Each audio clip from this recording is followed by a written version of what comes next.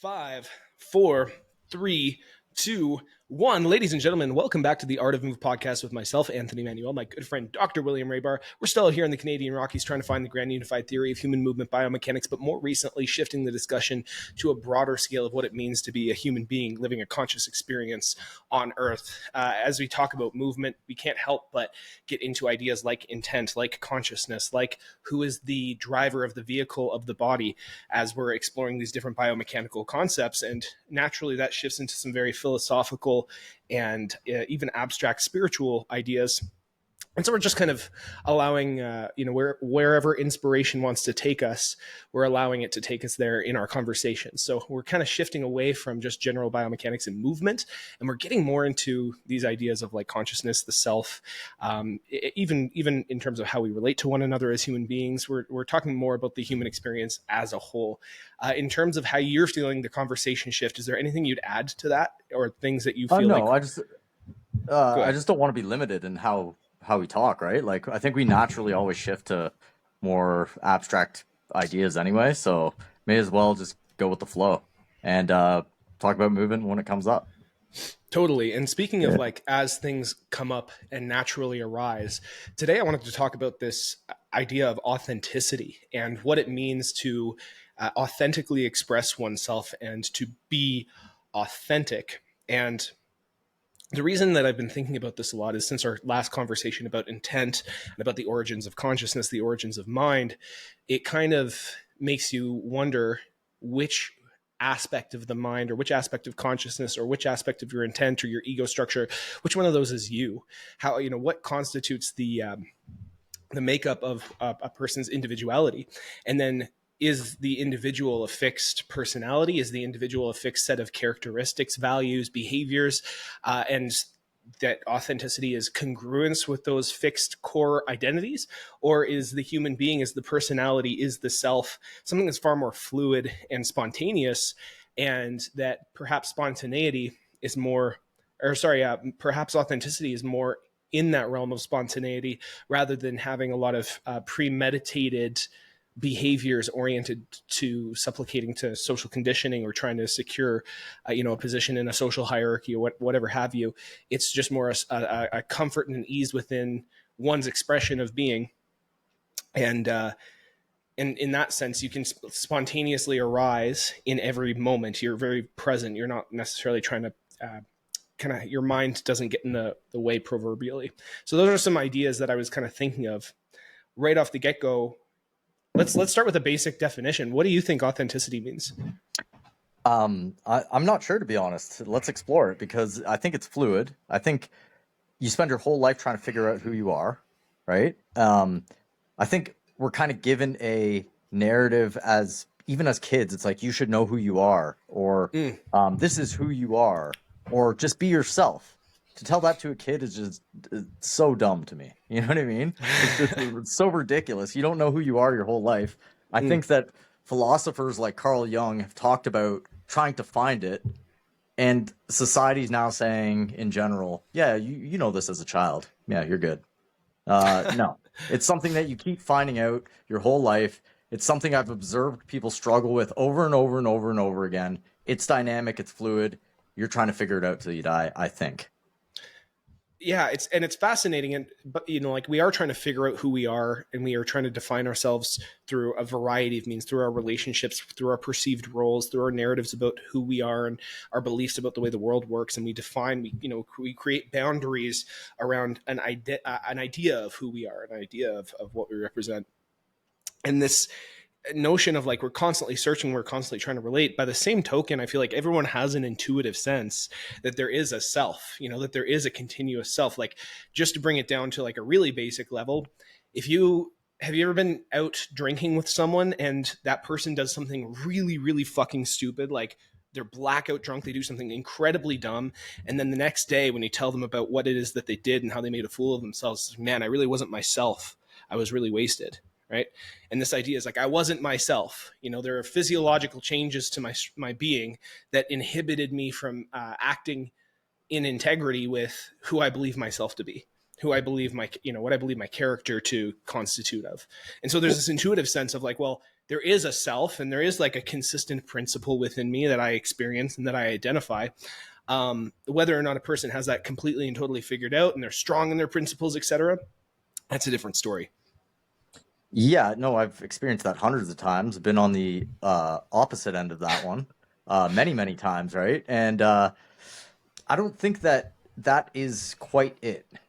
Only because, I mean, you're losing your inhibitions when you're drunk, right? When you're drinking, and when you're on narcotics and whatever, you can lose your inhibitions without drugs, right? So I think that, again, it's something that we're struggling for our whole lives. I think the word you use, narrative, is a big one. We tell ourselves narratives over and over. We're told narratives as a kid. You are this, you are that. For me, it was like being an athlete as a kid.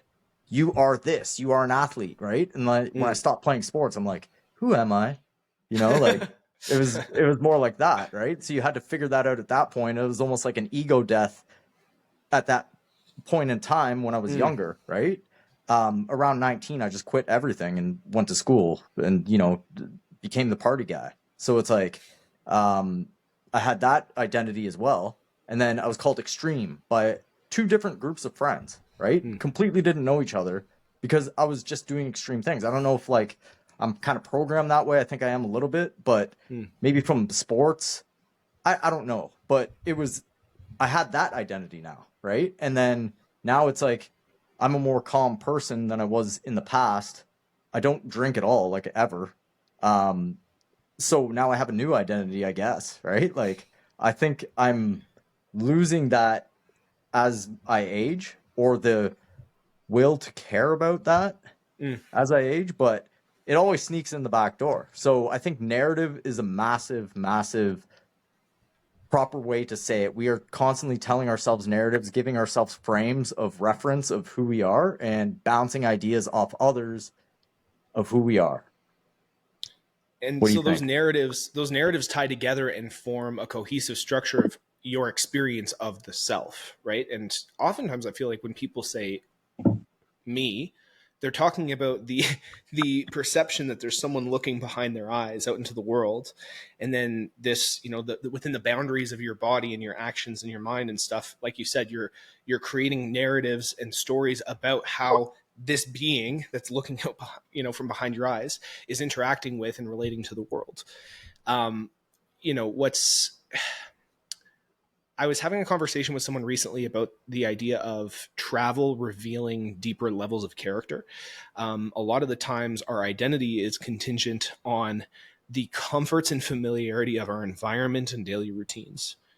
And so if you wake up every day and you eat the same breakfast and you go to the same job, taking the same route to work, the same blah, blah, blah, blah, you can predict the future because you repeat the same routine. Your day could be copy pasted. It's the exact same thing. Your roles are very predefined. The, social contracts that you have are very predictable. There's no, there's no reason to express any form of abstract creativity because you're just within the confines of this very clearly defined existence. Does that make sense?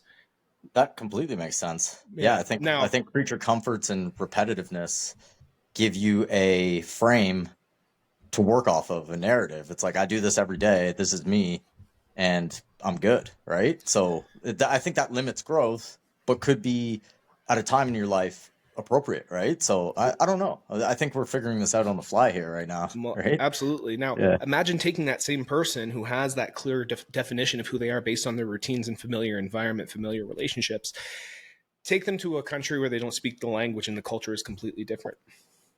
What happens to them? What happens to their idea of who they are? What happens to, their expression of stress tolerance? How do they problem solve in those scenarios? How do they relate to other people? How are they, who are they once they're put in an unfamiliar situation that demands attentiveness and conscious decision?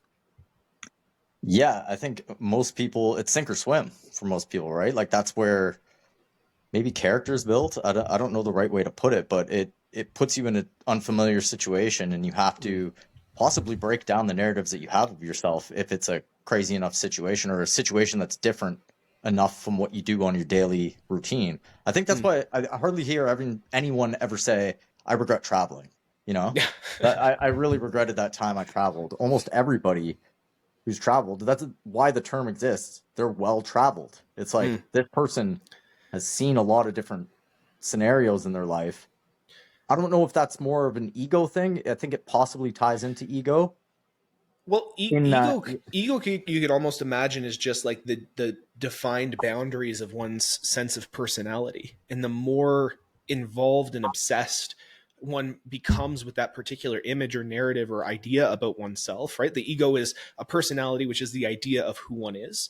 When a Mhm. person is obsessed with and identified with that, that's when a person is negatively egotistical or self-absorbed, is because they have these ideas about who they are and their image and their it's, it's like a narcissistic trait. But that's how I define ego. Ego isn't a bad thing, but a person can become obsessed with their own ego, and that's when they become egotistical. Yeah, no, I would agree with that definition definitely. And I think again, going back to narratives and the Mm. stories we tell ourselves about who we are, and that is ties directly into ego. And um, I think what's his name, Steph from Uber Boyo is like a brilliant one to have on for this type of thing, right? Because he can get in deep. But I like to talk about Carl Jung on this one because Mm. that's kind of actually funny story. That's how I got to know Steph from Uber Boyo. If you don't know Uber Boyo, go check his YouTube channel. It's absolutely incredible. And Okay. we've interviewed him twice as well, so check out our interviews with him because they were. Yeah, yeah, especially the first one was so good, right? Mm. So anyway, I was first reading Carl Jung, came upon his work.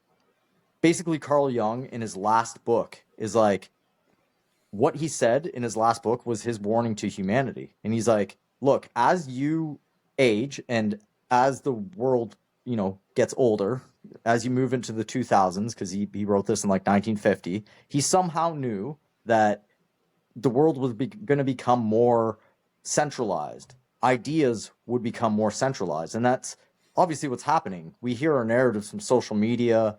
The boomers will hear it from, mainstream media. But either way, we're getting centralized news. We have, there's a reason most people can walk down the street and you believe the same thing as the person down the street. Maybe not you, but like most people can have the Mm. same narrative about something, right? Because they hear it from a screen. They're like programmed, right? Whether you think that's good or bad, it doesn't matter. It's what's happened, right? So, um, most people have their ideas centralized. And even if you don't, you know what the narrative is. You know what to say and what not to say, right? So, um, it's very interesting. It's going to basically what Carl Jung said. It's going to be harder and harder to keep your individualism. And Mm. to me, the first half of life should be building up your individualism. That's not what's promoted now at all, but that's what he said, and that's what I believe as well. And the second half of your life is giving back to the collective. So Yeah. I think we have that reversed, and even the individual thing is not really even uh promoted. It's promoted in a way of selfishness, but not in the way of Yeah. building yourself up to give back to the whole. Well, this is really interesting. I think that the form of individualism that is currently promoted now is ego and image based individualism. It's not the Yes. actual individual that is being encouraged to develop oneself. It's not like we're fucking reading Plato and studying history and actually like challenging ourselves to think more critically and innovate things that are going to solve problems in society. It's not like we're learning to relate to one another in a more profound way that's uplifting each other and bringing out each other's genius. We are encouraged to look good and put on a good enough show to be, to earn enough social capital to have some sort of sway in the social hierarchy that we have established nowadays. So that's my perception. That's what social media is to me. I play that game. Obviously You you and have I to. play that. Yeah, we're in the game. We're not just being Yeah. like, oh, these foolish people who are just caught up in this game. Like we're not. We're in the game. You're listening to us. You probably found us on social media. You're listening to us on YouTube. It's because we're playing the game. We want your attention. Our ulterior motive in having some of these conversations broadcast to an audience is not necessarily for self exaltation. I think you and I both believe really strongly in the virtues of improving your critical thinking for oneself, expanding one's mind, and just educating yourself into deeper, broader perspectives that approach and approximate truth. But in order for us to promote that, in order for us to succeed in some of that mission of spreading that energy, there has to be a certain level of self-promotion.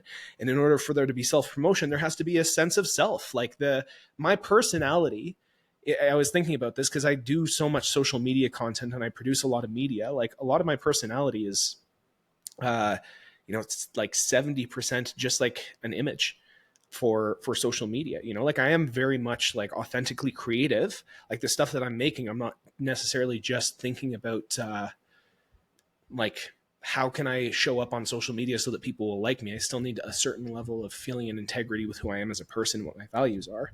So I'm not willing to abandon values, but I will say that like if no one was watching my videos, I wouldn't spend 30 hours editing a video about a trip I took, or making reels or doing any of this stuff. Like if there wasn't some sort of payback for it, I wouldn't, that's not who I would be. I'd be doing other things all the time. Well, it's very interesting because I didn't do social media for the longest time. Like I had a Facebook, I think my Facebook photo right now is still from like 25 years ago, right? I just didn't care to do it, for my business. Got on it here reluctantly because we were doing the podcast. So I'm like, all right, I'll get an Instagram, right? Kind of didn't even do that for the longest time up until a couple months ago, and then I started posting every day and I'm like, you know what? I'm going to learn about the algorithm here, right? Because I thought that people, if I put out my authentic self and, show movement and show things like that, people would just find me. But no, that is not how it works at all. You have to go with what the algorithm, literally a computer system, wants, or you just don't get seen. You don't get put in front of eyes. Nobody cares. You know what I mean? So you have to appeal to the mainstream, which makes you be more centralized in your thought, and you have to do it within the bounds of not getting canceled. Because let's be realistic, okay? Most people have thoughts that are outside the bounds of cancellation, okay? Unless you're a really, really good boy or girl, right? Or them, okay? So when you have those thoughts that are outside the bounds of cancellation, you can't say it. And so that's fine. Just zip it up. And also people around you will be like, hey, stop saying that, right? I'm not saying it doesn't even necessarily have to be bad, but the box is getting tighter and tighter on what to say. Now the algorithm keeps you in focus anyway, because you have to get out in front of eyes in order to get seen. So this is interesting. This is kind of like in terms of the bell curve of authenticity. I think there's like a point at which, I'm just sharing my authentic self. People will find me.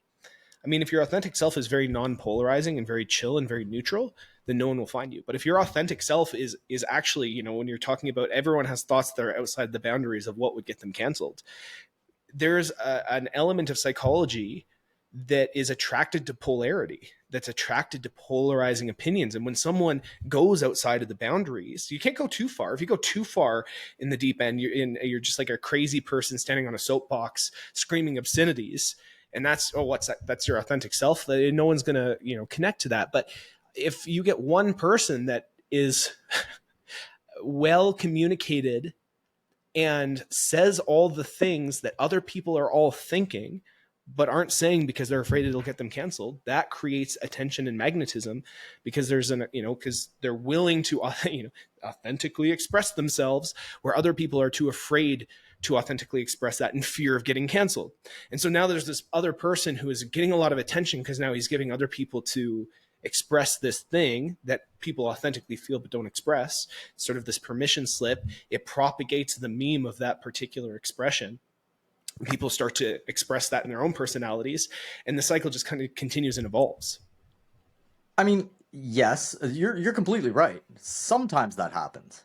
Mm-hmm. But like the algorithm really doesn't work like that, right? Like if I had a nicer butt, I would post my butt on Instagram and get millions of likes. You know what I mean? Like that there's also that.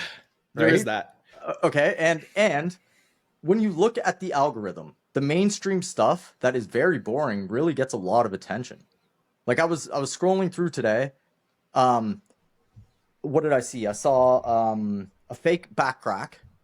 Literally, the guy just added in a crack. Okay. And I'm like, that's obviously fake. I'm a chiropractor. I know he's fake, right?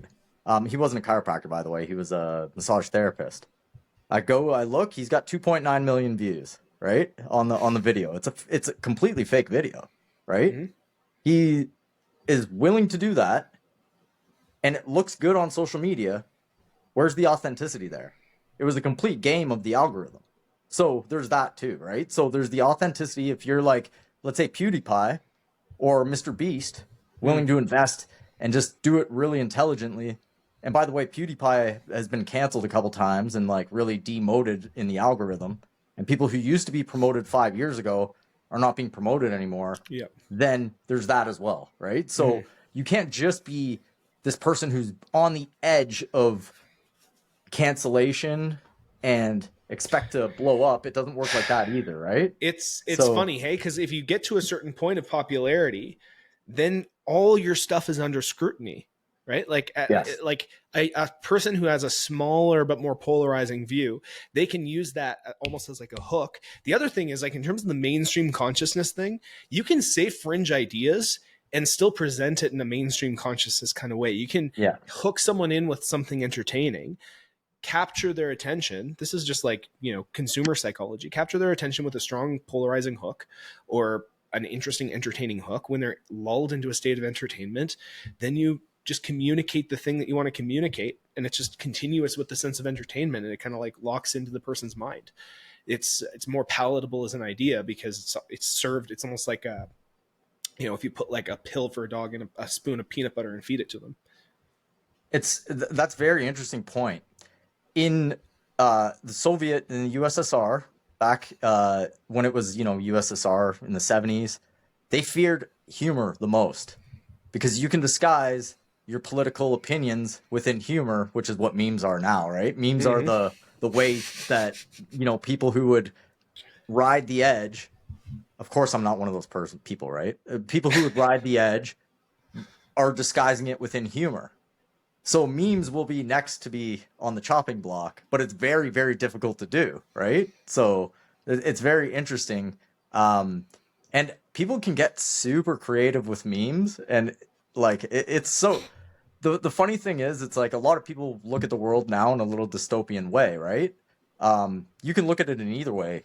Dystopian, or there's major hope for the future, and, you know, the technology is going to get people through whatever narrative you want to say to yourself. But I lost my train of thought there.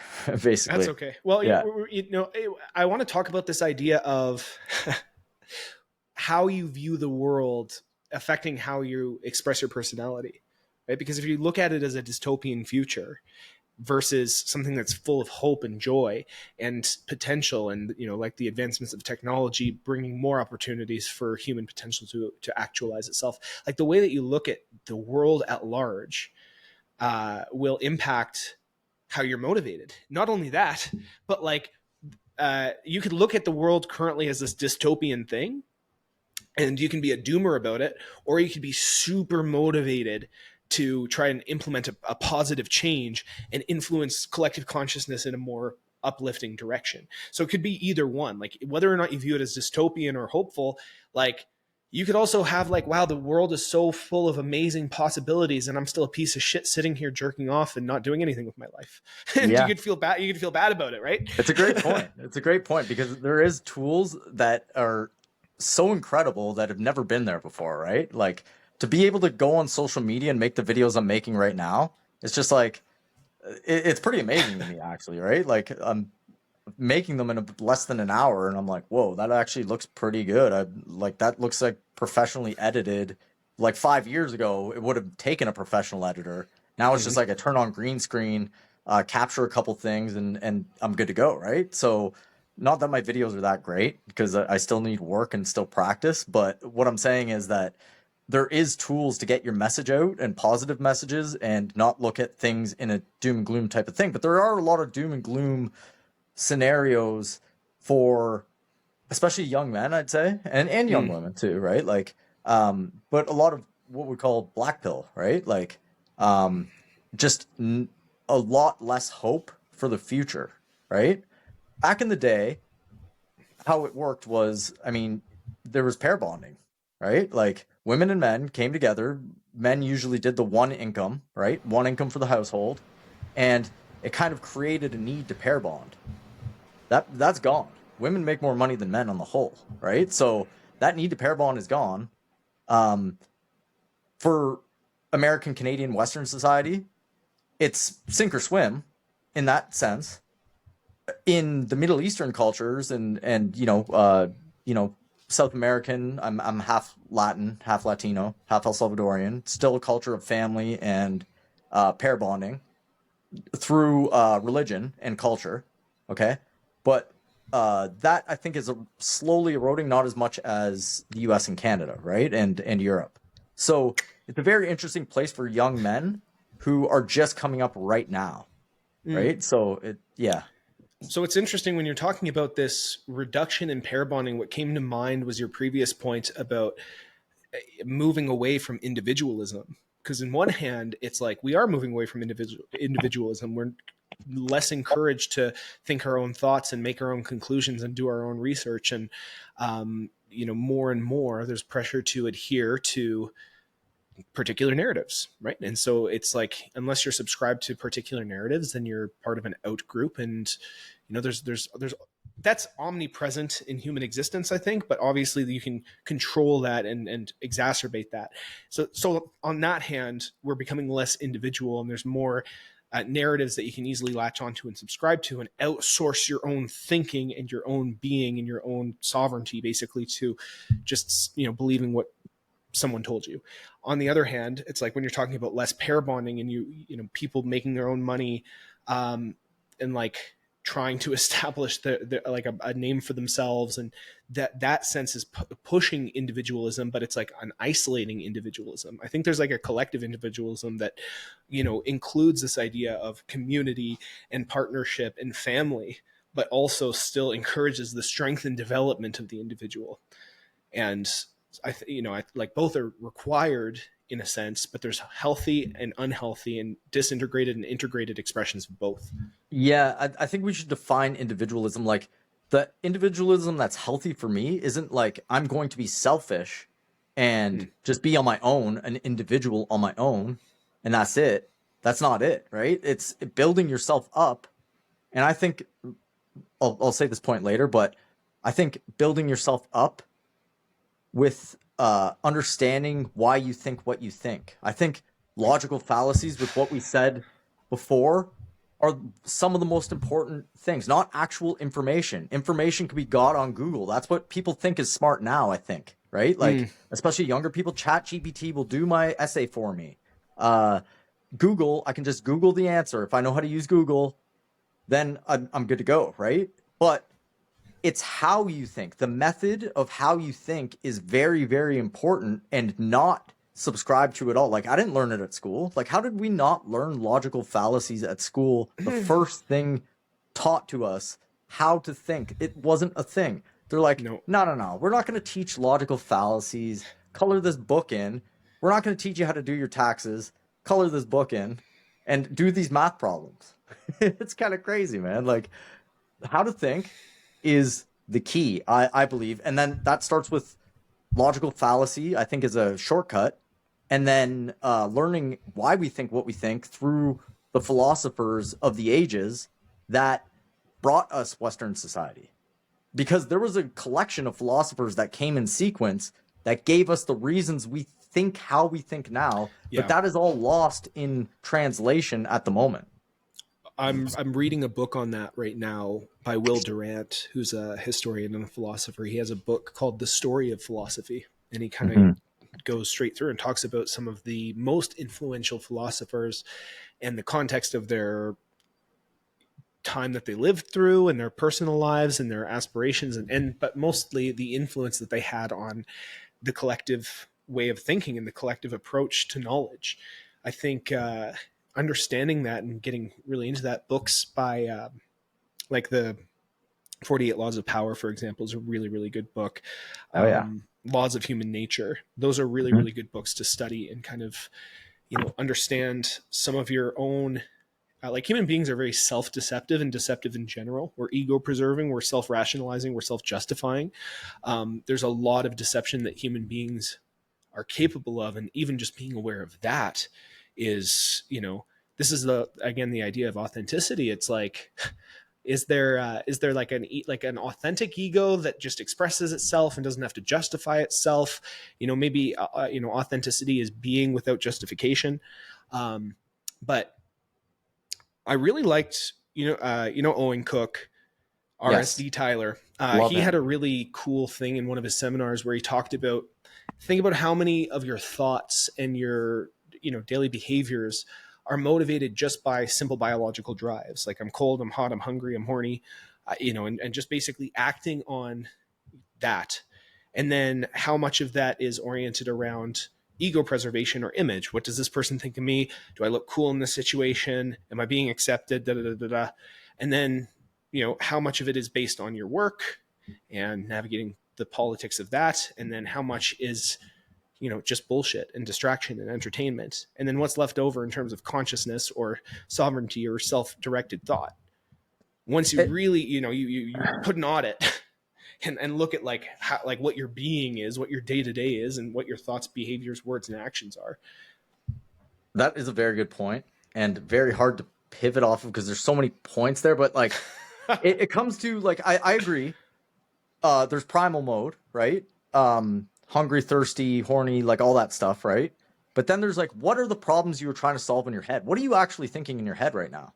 Like, are you thinking about a celebrity? Are you thinking about a sport? Are you thinking about like, what are you actually thinking about and trying to solve in your head, right? So get better problems to solve in your head. And I think that's like a pretty good first step, right? Um, what are you actually thinking about? What is your consciousness? What are you actually seeing in your mind's eye? And if you audit the day or the month and you've thought about celebrities, gossip, and haven't even thought about solving an idea, then maybe you have an issue that's not going to be solved by things outside of your own mind, right? Like you Well, have to go back and get those better problems, I think. I talked about this with someone recently about this idea of how different things condition our brains or our minds to prioritize seeking out that thing. It's like the neurophysiology of addiction. We talked about the dopamine thing in terms of the materialism versus non-materialism thing. But I think of, when I used to play a lot of video games, I kind of noticed this thing. Like I was a really big fan of Skyrim, if you ever played that. Um, but it's this fantasy RPG where you're going around slaying dragons, and it's this massive open world, and it's super fun. And I spent like thousands of hours of my life, thousands of hours of my life playing and modding and just getting right into the depth of this game. And what I noticed is when I had periods of my life where I played it, I would dream about it. When I was doing my dishes and stuff, I would be thinking about how to solve a problem in the game or how to get like the next piece of gear, or like what my strategy for like going through a thing was. And my brain started to identify, it's like you get dopamine and you get a sense of accomplishment and you get a sense of reward from this thing. So we're going to start prioritizing all of your thoughts towards solving these problems that you're now associating with getting a mental reward with. And this is the same, I've had the same thing with social media, where it's like when I'm posting a lot and I'm very concerned with my insights, like my likes, shares, all my stats and stuff, I start to post. But then after I post for like 2 hours, my brain's like, go check and see how it's doing, go start gathering data. It's like I could leave it for 2 days and like not have to look at it once and then collect the data and make an informed decision. But my brain's like, get the fucking thing, get the thing. It's just a looping. It's like kind of pinwheels. And so like I've actually had to condition Funny. myself and put my environment set up in certain ways so that I am thinking less about that. And consciously, at first I have to consciously think about these other problems in my business and my personal life. Usually it's a business thing because I'm running multiple businesses for my clients, and then also trying to launch my own new product. And there's like a million things that there's so many fucking problems that I could be thinking about. I'm thinking about like, I wonder how that reel did, bro. Yeah. It's like, like you should watch it 300 times just to see it. Going back, you're watching your own thing. You're like, all right, what could I be? Just like, yeah, that's good. I could do this better next time though. And you just loop on this thing that absolutely is totally not important. It's very interesting. Your first point about the video game was perfect analogy, right? Like you think about what you're doing all the time, right? Like where your consciousness is at is kind of like a cyclical thing. It keeps going and going and going. If you're whatever you're into, you're going to be thinking about that. You're going to be solving that problem. So maybe trying to increase the level of problems that you have is a good start, because you'll always have problems. Everyone has Mm. problems in the world, but some people have better problems than others. And some people, I would say, are on a hierarchy. Your problems are on a hierarchy, Mm. right? And I'm not saying I have the best problems, but I do think about ideas a lot, which I like, I guess, about myself, right? Like, I'm thinking about solving problems uh, of humanity, I guess you can say, which is kind of a weird thing to say, right? But like, it's just true. I think there's like being influenced by actual philosophers who did that. That's what ancient philosophers actually did. They're like, here's the problem with, because there was problems in Plato's time. There's problem in Socrates' time. Young is like, I'm pretty smart dude. I see the problems that are coming up for you. Here's the warning. Um, but if I'm just playing video games, I'm never going to get to that Carl Jung book. And I'm going to be thinking No. about the RPG. You know what I mean? I'm going to like, so, having somebody who's a mentor who's like, yo, take this book, read it. Right. Or, another mentor could be like, hey, uh, there's this Bitcoin thing that's coming up. Learn about it, and you'll free up your time in 10 years. You know what I mean? I wish I had one of them. And actually, I Mm. did see Bitcoin early. I'm like, but I mean, too little, too late on the, getting in at 1 cent type thing, right? But what I'm saying is mentors usually help quite a bit. Being an individual, like shunning out society, playing video games in your basement all day, you're not going to get a mentor. You would have to go seek one out. So seeking out a mentor that you believe is great is a good first step. Steph Uber Boyo was great, by the way. He was one of the coaches who I'd say brought me the most clarity in my thought process at the time. I urge anyone to check out his channel, Uber Boyo. Yeah. I worked as a life coach for several years, and a lot of the times I found that a lot of my coaching, I never gave advice. That was like one of my roles as a life coach, is like I'm never going to Interesting. tell someone, never gave advice, but I asked questions that would help a person get to the thought that they were having in the back of their mind and they knew was Mm-hmm. the right answer, but might not have allowed themselves to accept, embrace, or act upon because of some fear-based or conditioning-based motivation.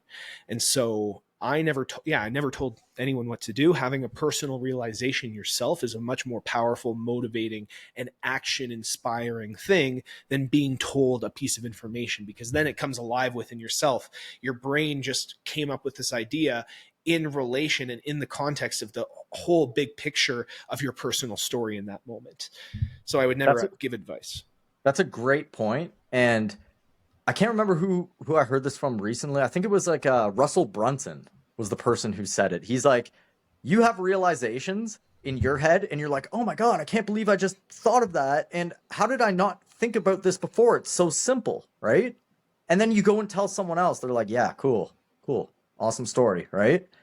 But because they didn't come up with it themselves, they don't have that same type of excitement that you had when you thought about it. They need that type of excitement in order for them to actually have that like brain light up and say, oh, that is it, right? So just because you're excited about it doesn't mean someone else is going to be excited about it. Does it? Just because it makes so much sense to you and you're excited, it's not going to transfer automatically to somebody else. I Well, think a this is lot of people also, miss that, and so did I for the longest time, and still do. I love that you brought up Russell Brunson, because when he talks about that, he teaches how to communicate in a marketing sense so well. Think about if you are telling a person a story step by step leading to the realization, and you can almost get them to a point where they're predicting the next part of the story. And if you can get them to that part where they're listening, they're like, yeah, okay, I see where this is going. I see where this is going. But you let them carry on a little bit more and make the conclusion before you make it. That's a really powerful way to get an idea across, or to sell something, or to encourage, to create enough buy-in and belief to for a person to see the value of what it is that you're offering. So Yeah. a person has to come to their own conclusions. A person has to draw their own ideas. And you don't do that by just like giving them the thing up front. That's why telling your own personal story in terms of how you made a transformation. If you're a weight loss coach, you talk about your aha moment and your breakthrough moment and your struggles and the things you tried and the frustration and the emotions. And then you start to piece together a little bit of a story of all the different factors that kind of came together for you to see. And then you let them figure out what it is that you saw before you tell it. And then Sto- go ahead. uh, Sorry about that. I thought, yeah, storytelling is absolutely key, right? Like to actually be able to tell a story that they can relate to, that another person can relate to, and feel what you felt is best done through a story, right? And not just telling somebody that something happened and expect them to come to the same conclusion you did. But I think we're programmed to hear stories, and that drives narratives, right? So the stories relate to the narratives. And if you can paint the story with a vivid picture, actually using the senses, that's even better, I think. That point about the senses is really, really profound, because like imagine even when you and I are talking about these abstractions, if we're able to relate it to some sort of viscerally felt experience, like when you're listening, when when you're listening to us talk about the body, it's a little bit easier. You can kind of imagine like the energy moving along the arch of the foot, and you can feel, you can approximate the feelings of tensegrity when we describe it viscerally. But when we're talking about deep abstractions like this, it's like, where do you feel authenticity in your own body? Where do you feel spontaneity? What is the visceral experience of these abstractions, and how do you relate to them? Well, you can talk about a series of events that made you feel certain emotions and relate that back to like a moral of a story, or a teaching of the story. It's really, really important. A lot of the stuff that we're talking about right now could make a lot more sense if we used practical examples from our own lives, right? I kind of that's even before, when I was talking about like the person who was waking up, driving to work, repeating the same routine over and over. Now all of a sudden they're in Indonesia and they have no idea what the fuck's going on. Like that's a story, and that's something that you can visualize, and you can actually see the example, the character reference there. And yeah, I mean, like I think it's a very important thing to be able to do with it. Like if you just think in abstractions and you just speak in abstractions, there's no relatability. There's no way to connect with someone. There's no way to really influence a person's mind. Yeah, certain ideas can be strong and they can be propagated easily, but usually they're associated with some sort of emotion or attachment. Absolutely. I completely agree with that. And it's funny because we're talking about how to do it and didn't do it ourselves. I know. So I told some stories, but like I'm just coming to these realizations in the moment, right? Same. So I'm kind of flashing back to a lot of things I learned through this conversation, actually, like Russell Brunson and listening to him. There was a time in my life where I did a lot of introspection. RSD Tyler, the guy who you're talking about, was apparently he would say he was a geek back in the day, didn't know anything, got rejected by women, and like learned, yeah, like autistic, incapable, and like learned, incapable of reading social cues. yeah, and learned through intellectualism how to, for lack of a better word, socialized with the opposite sex. Okay, But he took so much action. He was spending every night out practicing his theory and developing his theory through reference experience of actually doing these things. It wasn't just pure logic and pure abstraction, but he had a perfect yin yang balance. He would break down into as much abstraction his experiences in the moments, or his, what was happening within his social interactions. And then he would make a new hypothesis, and then he'd go test it, and he would just continue these iterations over and over and over. And that's how he developed his social theory. Well, he took his downfall and made it his advantage. His downfall was he would just be in his head thinking, breaking it down logically. Logical thinking doesn't really work well with socializing and having a, how do I say, like an emotional intelligence. Right? Emotional intelligence and IQ, not the same thing whatsoever, right? So why is that? Yeah. Is one more authentic than the other? It could be. I think people are naturally a certain way, and I think people are programmed a certain way, right? So I think it's a bit of nature nurture, but he happened to be, for one or another reason, on the spectrum of logic, and couldn't understand why people don't logically want to hang out with me, or how come I'm always last in the pecking order, and all that, right? So he just repetitively, he's like, okay, I'm a relentless type of person. I'm going to use that to my advantage and just calibrate, and figure this out through years of repetition, where another person who's actually like quote unquote cool can just walk outside and be like, hey, what's up, right? And like just be 10 years advanced to where Tyler was, but now Tyler's caught up, right? And has the advantage of knowing how he did it. It's like a basketball player who's really good and it's like, I don't know how I did it. It's just like I'm Yeah. just good at basketball. Versus a guy who's like who's schooled himself, who's like he knows every step and is now as good as that person who's naturally good. I think the advantage goes to the person who learned it in that I shouldn't directly compare, but I'm saying that you can break down how you did it and you learned a lot in the process. Well, what's interesting about like the person who is naturally that good, either socially, athletically, whatever, and the person who broke it down and was like a logical technician and went so deep until they also expressed the characteristics of a natural, is that the amount, like, first of all, you can actually teach it to others when you've broken it Mm-hmm. down yourself. When you had to learn it, like a person who's this is the whole thing. We talked about athletic coaches in the past who, just because they're athletes, they promote themselves as really good personal trainers. Like, well, look how athletic I am.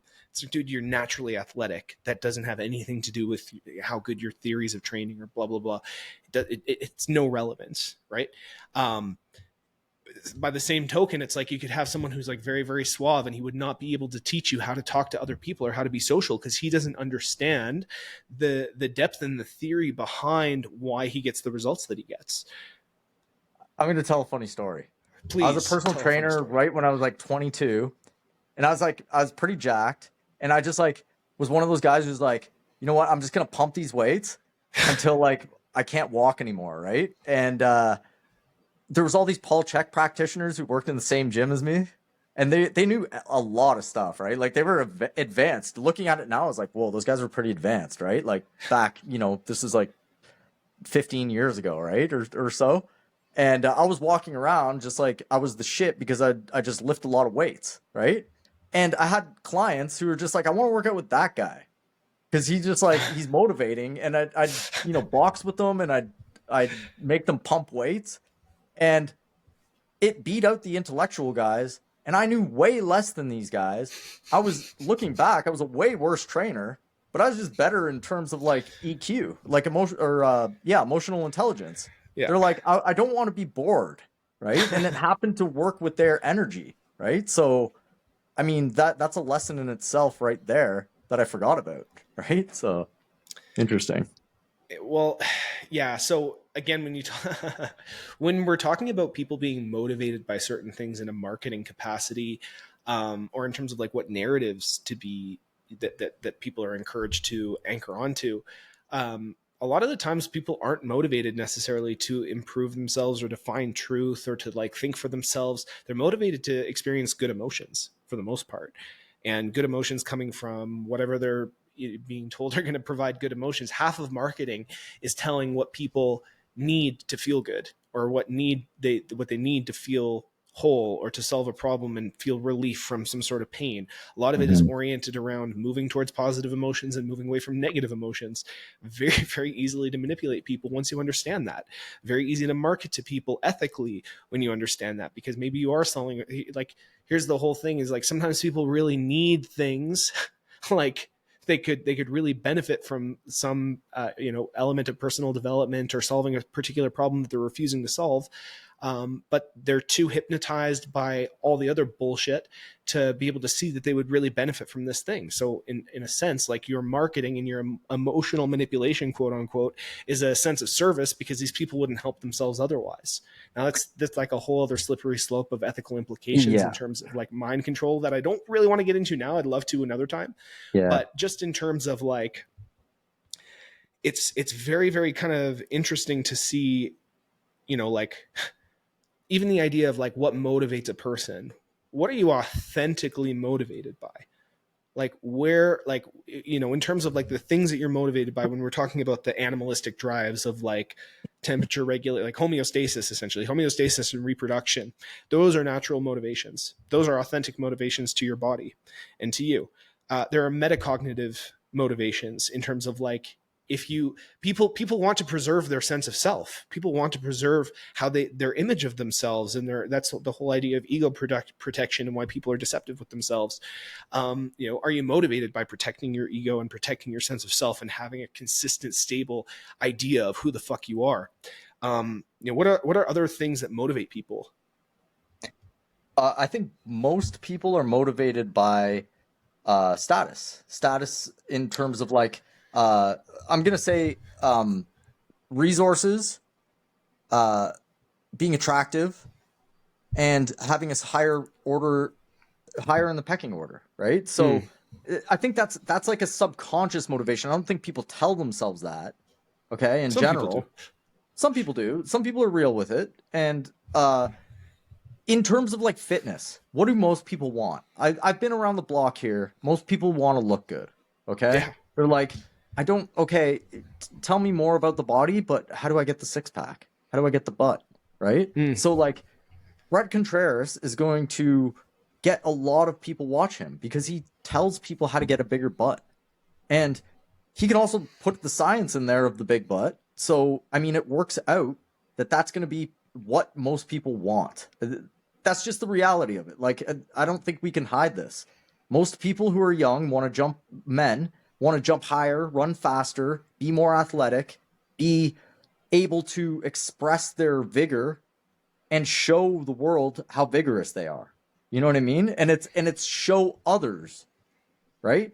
Yeah. At some point, I think it's smart to get past that. I have a personal story. Somebody messaged me, and they know that like I used to CrossFit. I was like physically jacked, right? Like I was like 40 pounds heavier than I am right now. And they're like, when you lost all the weight, because I want to do the same thing, how did you do it? Like, how did you stop yourself from caring? Because everybody would come up to me and be like, you lost so much weight. You're skinny, blah, blah, blah, right? Which is funny because like people don't think that happens to men. It does, right? And that is a proof of kind of like the motivation to still be jacked, right? So I was thinking about it. I'm like, what is the answer? I didn't care that much. You know what I mean? When somebody came up to me and said it, I'm like, you're weird. In my head, I'm like, you're the weird one. That's how I framed it in my head at the time, right? I'm like, oh yeah, I'm just not working out as much. I'm boxing, cool, right? Like, why are you asking me this? Why you care about my sexiness, right? My avatar. You care about more my avatar view than I do. It's weird, right? But and I messaged him back. I'm like, I actually didn't care. Do you care? He's like, yeah, I care. I'm like, well, then you have a different problem because you have to figure out why you care. And that's that, right? Like, why do you care so much? And he's like, yeah, you're right. I do have to figure that out. So was there a point in your life that you did care? Oh yeah, absolutely. Absolutely. And what's your answer for why you cared? Because I'm thinking about mine. I'm stalling right now. Like, back when I was like athletic, I was like the first one, really not the first one, but like I discovered the gym early, right? Like I'm talking grade 8, grade 9. I was like pumping iron. Like I was in the YMCA by myself. I remember this one guy, this guy that was in there. He was like older. I think he was a doctor. He was probably in his late 30s. He comes up to me one day. He's like, why are you in here so much? You should be out with your friends. And I'm just like looking at my biceps in the mirror. I'm like, look at that vein. It's coming out, right? Like I have the abs. I'm in grade 9. People are like, whoa. I always wanted my shirt off, not because I wanted sun. It's because I wanted to show my abs, right? So I cared a lot because I was getting validation, right? I was getting validation from the tribe, and that's really what I cared about at the time. Now, if you ask me, I'd be like, I don't know. But at the time, that was definitely why I was doing it. Made me a worse athlete for sure because I was not doing anything athletic and just pumping iron and pumping my blood or body to get bigger and to be more aesthetics. I was doing aesthetics, right? When I was trying to be an athlete, but I cared more about my personal appearance than I did the actual athletics. But I was also under the impression in my young, impersonable mind that the aesthetics would translate into athletics, right? So I couldn't blame myself completely. I was young and dumb, right? But that was the case. I did care at the time.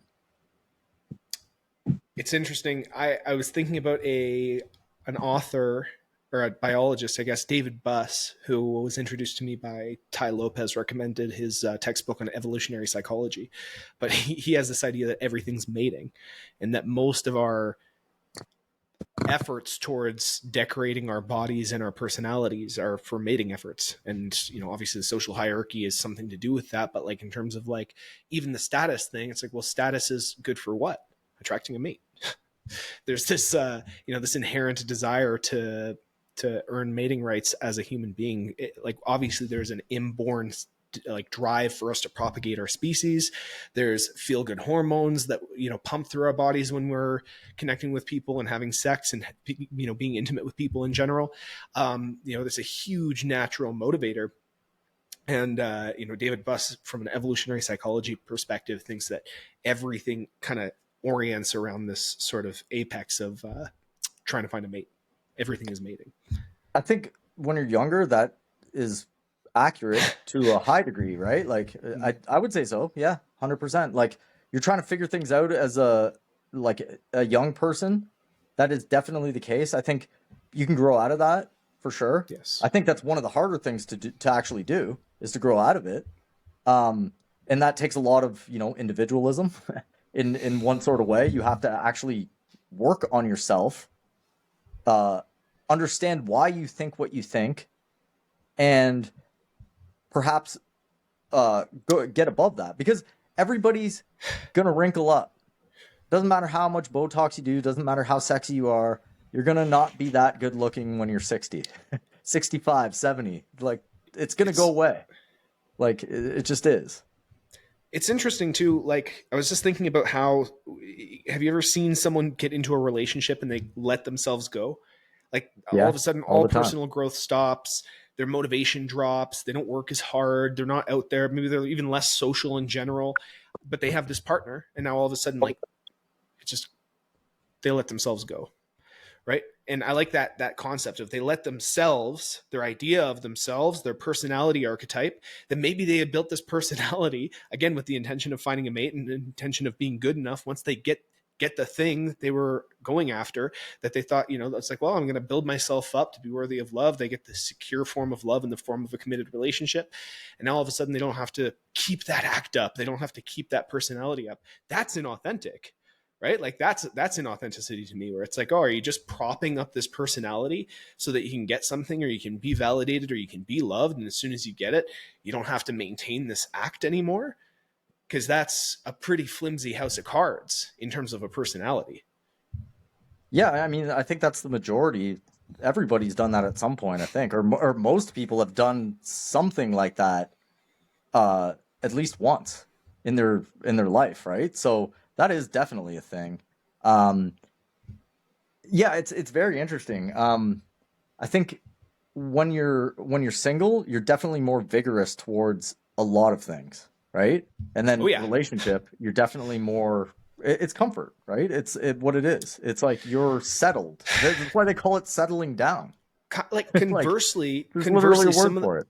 Like statistically, some of the most successful men, I don't know if the statistics are the same for women, but some of the most successful men are married women with children, like a significant portion of them. And I think there is something to be said in terms of like, I have seen people step up due to familial responsibilities, where like there's a version of themselves that rather than getting complacent, all of a sudden this sense of responsibility, or maybe they start dating someone that they actually subconsciously feels a little bit out of their league, and they have to like build themselves up to keep the relationship. It's like they don't want to be that entrepreneur that makes their first $100,000 and then chills out and stops working and doesn't grow their business from there. Right? They want to make sure that they're still improving their own value and improving their own quality, so that this partner, this person that they actually value, this person that they're not taking for granted, will have justification to stay. In the case of kids, it's like, well, fuck, I'm not going to let my kids starve. So they have to develop the character traits and focus to be able to provide for their family. So sometimes it's a again, it's like there's always two sides to it. There's a complacency that can kind of happen, where a person just like stops trying because they're like, well, here it is. You already said you love me, so here you go, keep loving me. Or it's like, okay, well, I love this person. I'm going to maximize who the fuck I am and what I'm accomplishing, and I'm going to provide, and I'm going to care for, and I'm going to, become the person that I need to be in order to make that happen. Well, those are good points, and I should have clarified that I meant when you're younger. And is it causation or correlation, right? Because when you're older, when you're in your 30s, 40s, you're more likely to be married and already have that nest egg built up.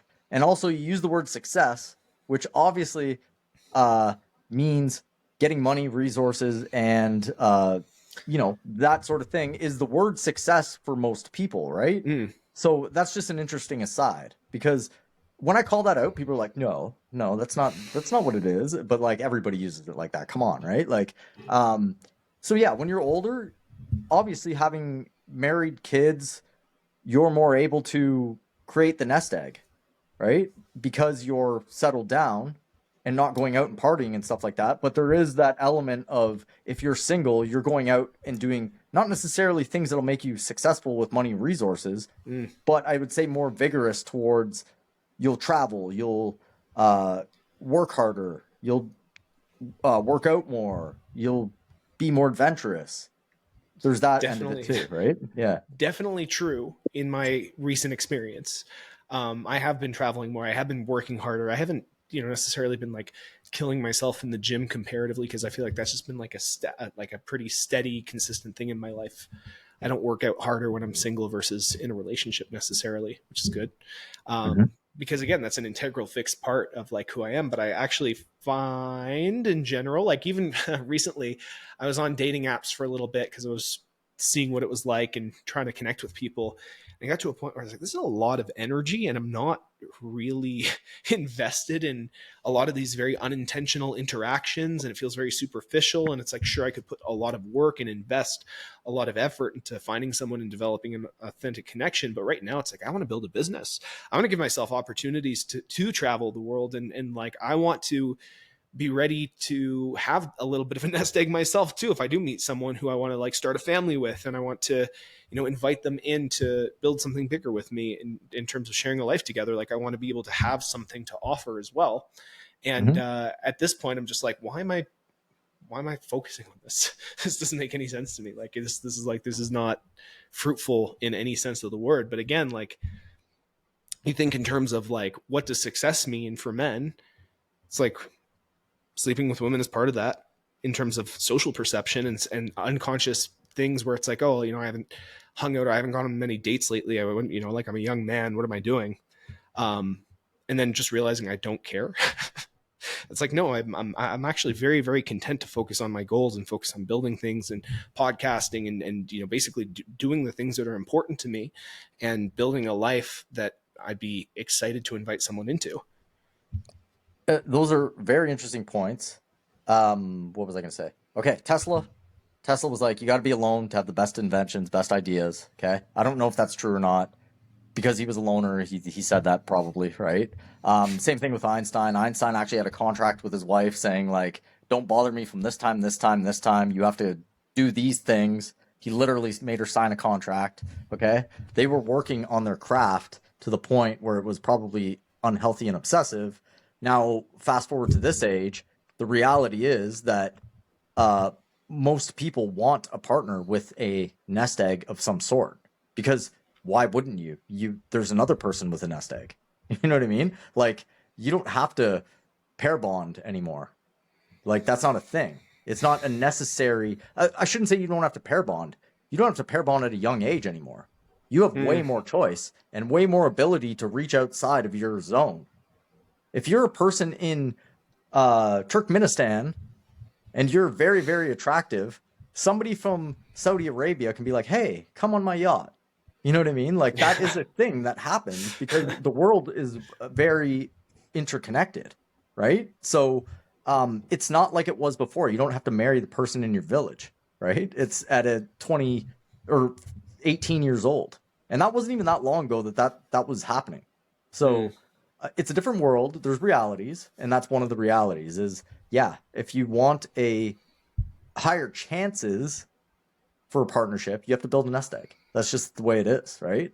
Now, not to say that you can't not do it. Like, there's definitely possibilities of pair bonding without one, but chances are lower. And you got to bring value somewhere else. I think bringing value is key, right? Like you have to bring value somewhere. Where do you think a man's value comes from in a relationship? And where do you think a woman's value comes from in a relationship? Depends on the relationship, but mostly men, resources, and resources, intelligence, whatever. I think for the most part, mainstream, it's resources. That's what's promoted out there. Who are the most attractive men always? The world's sexiest man is a rich movie star or athlete. This is a person with a ton of resources who's very famous, so you have to have social credit, right? Those are the most attractive men in the mainstream eyes, according to People magazine or whatever, right? Like whatever the mainstream top is, that's what is the tops, right? Even take a look at like Andrew Tate, right? He promotes, whatever you think of him, he promotes, you got to be rich. You got to have the resources. You got to have the Bugatti. You want to compete with me? I got a Bugatti. I'm a kickboxer. I'm 6 foot, whatever he is, 6'3", and I'm 240 pounds. Look at my muscles, all that stuff, right? And he does have a lot of options. Okay, so like, did you see him at there was a fight he was at, and one of the most famous supermodels came up to him, and he's just like, no, get away from me, because he's got the charge that he's fighting, and he's just like, I don't know who sent you. But there's literally a video, look it up on YouTube, of one of the top supermodels in the world coming up to him and trying to get his attention. Okay? So there's a reality behind things that people don't want to know, and that's one of them. That's one of the things that a higher status, he's known. That's another thing too. You can be known on screen and people think they know you. Like how weird is that, right? Like you watch a celebrity your whole life on a screen and you think you know them. This happens to everybody because you have this ability in your brain to like think that you know who's on the screen. Well, in terms of personal branding, especially on social media, that is the illusion that you want to maintain. I mean, there's a lot that goes into my Instagram account that makes people feel connected to me. They might not know the personal, intimate details going on in the background of my life, but they can sure feel like they do. They feel like they're part of the whole story. They feel like they're part of the adventure. They feel like, we're best buddies catching up and there's some sort of connection, like there's conversations that happen. The reality is I actually do make great friends with that as the base for how we connect. They feel like they understand me to a certain degree. I'm developing rapport without direct interaction. That rapport translates to a conversation. It pivots off. We maybe get deeper. Maybe they're even surprised by the depth that I have beyond what their original perception of me based on my image, my projected social media images. And we find, deeper basis for connection. But the reality is like we all create an illusion of who we are based on a projected image. And the more media that you apply, the more your image is projected as this like idea, right? Man, now it's interesting. Go ahead. Sorry. No, go ahead. Go ahead. I was just going to say, what's interesting is the more you get wrapped up in curating this image and the more that you tie of yourself into this image, the more pressure you feel to be congruent with a limited parameter of how you're projecting yourself. And that's where I think some authentic expression can go to die, where it's like, okay, well, would Instagram Anthony do this? Like, would I post this on Instagram? If not, then maybe I shouldn't do it. It's like, if that's how you're thinking, it's like, wait, I'm acting in adherence to like this limited, narrow thing that's going to maximize the projection and protection of my image on like a media character. That's not authentic, right? That's where you're no longer like sovereign and you're no longer in control. Your free will is being subverted by an idea of yourself.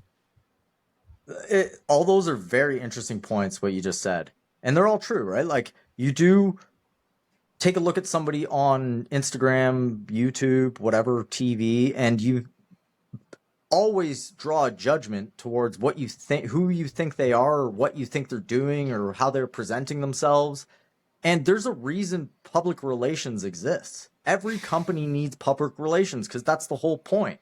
Billionaires, people form opinions of billionaires, but they literally have the best public relations forming those opinions for you, literally paying millions of dollars to get an image crafted for you to see on your screen and you're like, I know Elon Musk. I know he's such a good guy. Or Bill Gates, whatever you think of him. I know Bill Gates. No, you don't. You don't know Elon Musk either. You don't know any of these guys. No.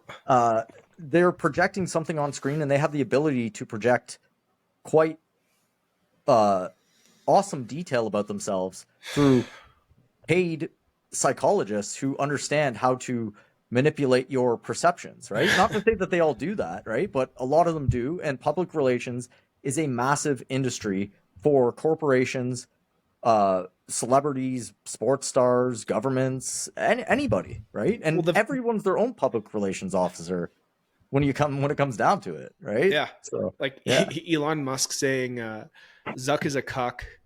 I propose a literal dick measuring contest. He tweeted that recently. And I just like, dude, you're like, this is what I want to see. I want to see people just acting completely and totally unhinged, absent of, public relations concerns. Maybe it was a PR stunt, but like, because that happens too, is like acting so out of congruence that people are so shocked that it gives them attention and it like loops it back. And then you can, you'll never know.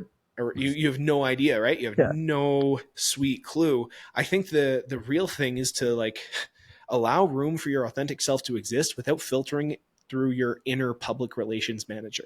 You know what I mean? Very difficult to do. Very I think we're difficult kind of doing it here, right? Like this is, I'm obviously not, I'm going like 80%, you know what I mean? Yeah. Like I can't go 100%. I have to live, but you're getting 80%. Right? You're getting 80%. And I mean, I enjoy this type of thing, right? Because it's long form. You can't get out. Like the more Instagram I do, hit up the dopamine in under 40 seconds with content about the body. It's like, okay, sure. Right? And then like someone will message you and be like, you forgot this. It's like, yeah, I know. It's a 40-second clip. I'm not going to give you every detail about the body in 40 seconds, right? Like I forgot, yes. Yeah, it's hilarious. I just gave you a dopamine hit. Hit me up with a like. Yeah. Come on.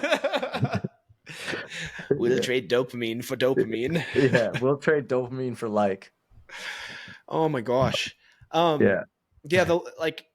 Likewise, I think I've been trying to lean into sharing more personal details and deliberately uncurating my, I still curate content, but I'm trying to uncurate some of my conversations, even talking about how like I'm basically a trained monkey when it comes to social media. And I sit here and loop and like watch back my own shit. And I'm like, I'm very unproductive and I have a really unproductive relationship with social media. Being candid about that is like, that's authentic. Like I'm not trying to protect myself and maintain this image of this like perfectly disciplined entrepreneur who knows everything about business, which would be great for my brand, but it wouldn't be real. I actually prefer to brand myself. Like, here's the other thing. When I encourage people to brand themselves, and when I think about my own branding, it's like, what is the actual authentic struggle that I push through to make it happen anyway? I am ADHD as fuck. I am very unfocused. I am highly distractible and I am hedonistic, right? I know all these things about myself. I know all my shortcomings, but if I share how I choose to handle them and how I choose to navigate around them with ADHD, it's a lot of habit systems. It's a lot of app blockers. It's a lot of different things. But these are problems that I have that other people definitely have as well. So if I'm pretending to be like, I'm an expert and you should do this. Instead, it's like, look, I struggle with this so fucking much and I'm battling this and I am fighting this out. And I still want to accomplish this, but I know that if I don't handle this bullshit about myself, it'll never happen. So here's how I'm going against my natural tendencies that sabotage my efforts to express my higher self.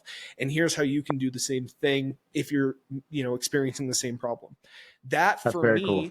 Well, and what that does is it stops you from draining all your energy trying to maintain this perfect image of yourself.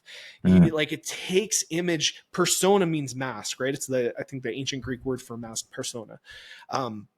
If you're trying to maintain a persona, you're holding up this mask, and the more details that you have about this false image of yourself, the heavier that mask gets, the more energy it takes to carry it around and always show people this mask in front of you first. When you just let yourself have all your faults, but share how you're planning on managing them and share your struggles and share your, how you're earning and learning your way through character development, then, you get to be imperfect and it doesn't cost you a thing in terms of energy. I like that idea a lot, what you just said. about like it costs you energy to not be authentic in terms of like, I know the whole idea of this podcast episode is what is authentic and what are you, but like there is a point where you get, into your 30s, and I'm almost 40 now. It's like you start to know your tendencies and what costs you energy and what doesn't. So try to work with what doesn't cost you energy, and what definitely costs you energy is not being authentic to what costs you energy, right? So that is a very good point of what you said earlier. Well, it's sort of like I made a tweet the other day where the more often you have to dumb down what you actually think just so that people can connect with you, the more exhausting it is. Like very intelligent people have to like use different vocabulary with people who aren't as educated as them. They literally have to change the way they think in order to communicate and connect with other people. Sometimes the more educated you are, the more intelligent you are, the broader your scope of understanding, the more you kind of have to modify or dumb down how you express yourself. And that's exhausting. And that's when people can think that they're introverted. But if they were going to talk to someone who could meet them at that level of depth, that level of intellect, that level of shared vocabulary and shared frameworks and shared, depth of a particular topic, they could get invigorated by that conversation because they have, like, I'm never exhausted after you and I finish a podcast. I do it in the middle of a work day. And usually it's like, we started at 3-ish today. And 3 p.m. Mountain Standard. And I'm right in the middle of a work day. I was feeling a little tired. I was feeling a little unfocused. I'm so jacked up right now from getting into the flow and talking to you and being like, oh, these are cool ideas, getting those little dopamine hits of like new associations forming in my neural networks. Like it's very energizing. And and I'm also not putting on a show, right? Like when you and I talk, I do the little intro before earlier episodes. I was watching back some earlier episodes and I caught it's like, oh, like I'm performing the role of a podcaster. Like I'm trying to like have that personality. I'm trying to be right now. I'm just you and I shooting the shit, talking about things we find interesting. There's no more performative aspects. So there's no energy being drained into trying to curate the expression necessarily. I'm the natural. We don't script these at all anymore. Like we're literally freestyling, literally everything. When we got on, we were like, "Hey, what are we talking about today?" So you're getting pretty authentic content here from Anthony and I. But I do have to go. It's harvest time here. I'm in Ontario at my parents' place, nice. And we're harvesting a garden, garlic, onions, watching the plants grow, taking them out of the ground. It's amazing. Love it. Beautiful, it's weird what you actually are entertained by as you get older. Like I'm like this old man now who's like, hey, I love pulling out garlic from the ground. It's so soothing. It's weird. Or you're very present, you're very grounded, and it's nice being outside. And it is really, really an amazing thing when you understand even the complexity of the food system to like see food that, you grew yourself, like pulling that out and be like, holy shit, like cool. Guys, thank you so much for listening to the Art of Move podcast. You can find us on Instagram. I am at anthony.manuel, Manuele. Will is at the Art of Move. Hit us up. Let us know what you thought of this episode in the comments. Answer our polls on Spotify. Let us just know what your thoughts and if we missed any ideas, and we'll bounce off of them for another episode. Thank you for listening, guys, and we'll catch you on the next episode of The Art of Move. Have a good one, guys.